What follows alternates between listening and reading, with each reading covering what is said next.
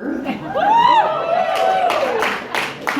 #1 fan, Liz Staplefoot. Please welcome.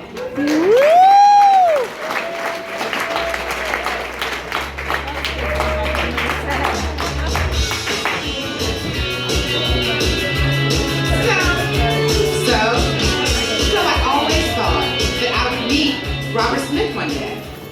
But he's getting older and I'm getting older. It's not looking very good. So I had this idea of writing him a love letter to let him know what a profound impact he's had on my life. And if you don't mind, can I read it to you guys?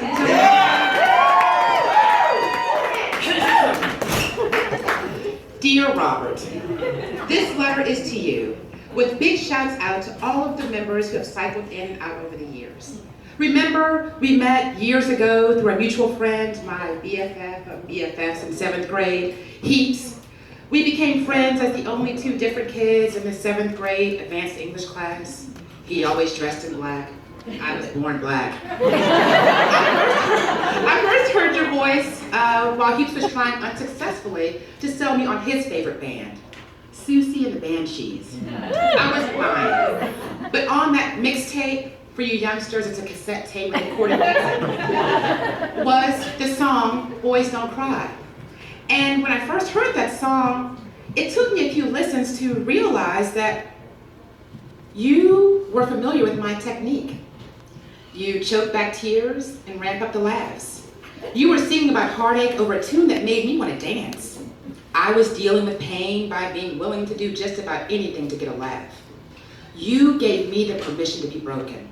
Like a lighthouse in the storm that said, hey, funny girl, you're not alone. I'm faking it too. And over the years, I've made friends with dozens of folks for no other reason that we love the way you strum our pain. Having just met you with Boys Don't Cry, I had to get to know you better, and you didn't disappoint. You spoke to my soul, calling it Charlotte. You sang about the in-between days I'd endured for years. And when you sang that Boys Don't Cry, I'd always insert my name because I was so over crying about things I had no control over. You even told me that I could make my heart stop aching if I would stop trying to be sane. 10:15 Saturday night punctuated the angst and boredom of living in a small town. And when I heard I Dig You, I knew it was about us. Because at that point, I was totally digging you. And that day when I was 13 and everything imploded, I'd walk to the record store. For you youngsters, these big old square pens where you used to be able to get music. I was looking for the Run DMC tape, but it had been sold out for weeks, and I picked up Head on the Door instead. I had just popped it in when the social workers came, and I could hear my mama saying, y'all get out of my house, tell lies. And I pulled my boombox closer to me. So I couldn't hear my mom cussing you guys out. When I heard the first, I want y'all to get the fuck out of my damn house, I put my headphones on. I've never been that scared before or since. I thought my mom was gonna kill me. I had told a secret and I was afraid that a threat to kill me and my mom was actually gonna come to pass. It was so close to me. I never thought I would ever have to face it or that I'd actually have a chance of getting through it. And then this beat dropped. And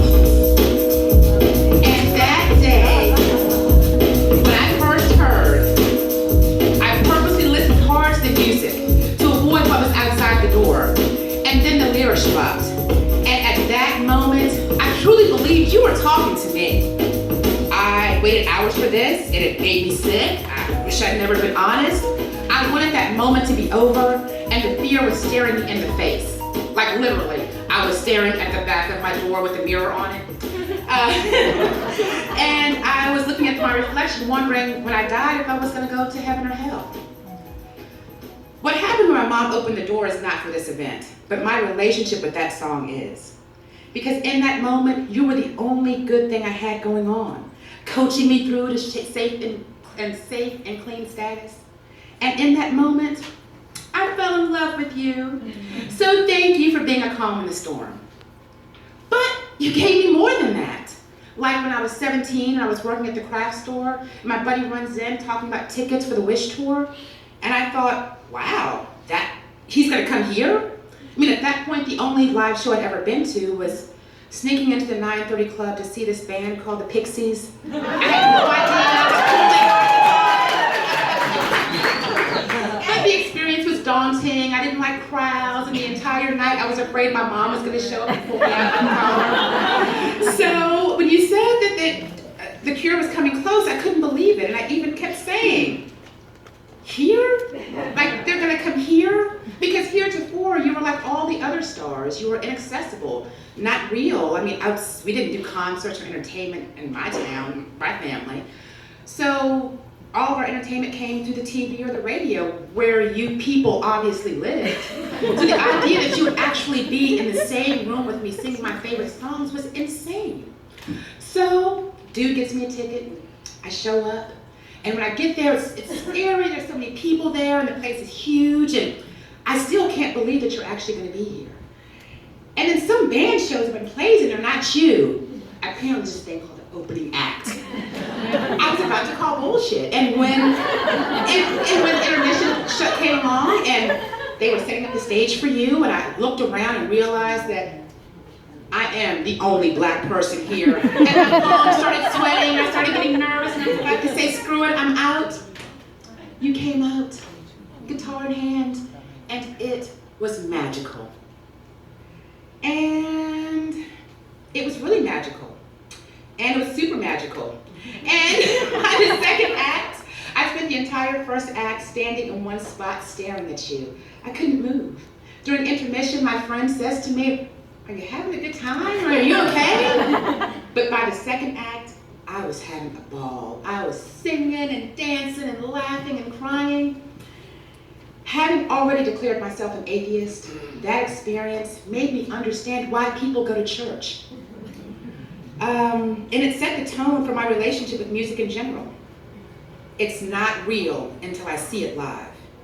You opened up a door to music discovery that led me to discover, fall in love with, and demand church with the likes of the Pretenders, the Allman Brothers, R.E.M., Counting Crows, Green Day, Flaming Lips, Jane's Addiction, A Tribe Called Quest, De La Soul, the Beastie Boys, Weezer, Smashing Pumpkins, Wu-Tang, Red Hot Chili Peppers, Jimmy Eat World, Lauryn Hill, Jill Scott, Jay-Z, My Chemical Romance, Erykah Badu, Stevie Wonder, Phoenix, Alabama Shakes, and even the XX, which I admittedly first fell for because the chick looks like she could be your daughter. And even after I realized there was no relation, I was already in love with their music. I had church with them at Bonnaroo 2010. Remember, after our date, 2008, at the Patriot Center, when I had to go alone because I couldn't find anyone who loved you as much as I did? And I found that going to a show alone is not that bad. It's actually kind of preferable. So 2 years later, with a ticket, a tent, and a thirst for church, I went to Bonnaroo 2010 by myself. And it was magical.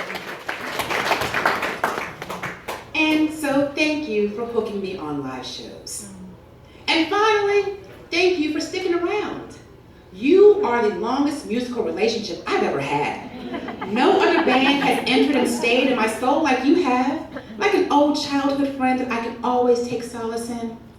Other new favorite bands have come and gone, but when the pressure is on, when anxiety strikes, and I need musical comfort, I find myself running back to you and the songs that have seen me through so many ups and downs.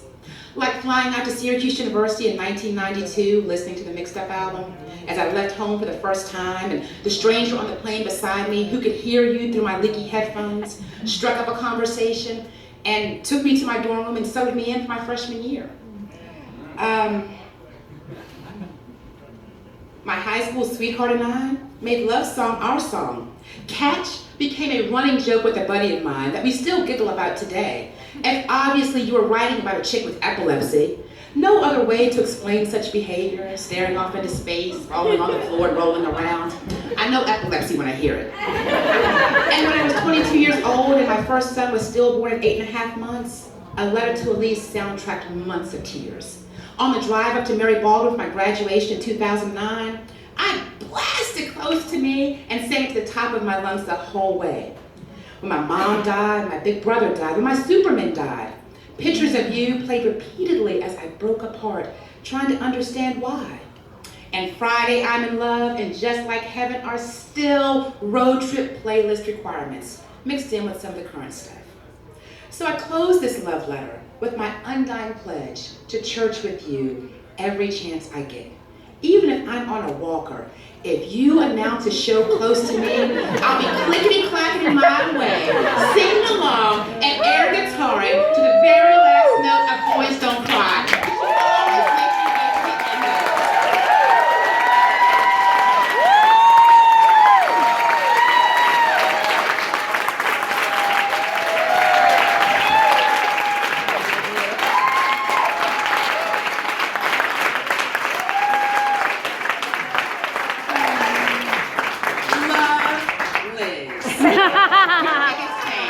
So, was it corny, cheesy? Should I put some like hearts and Mexican O's? You think it's a good letter? Should I send it?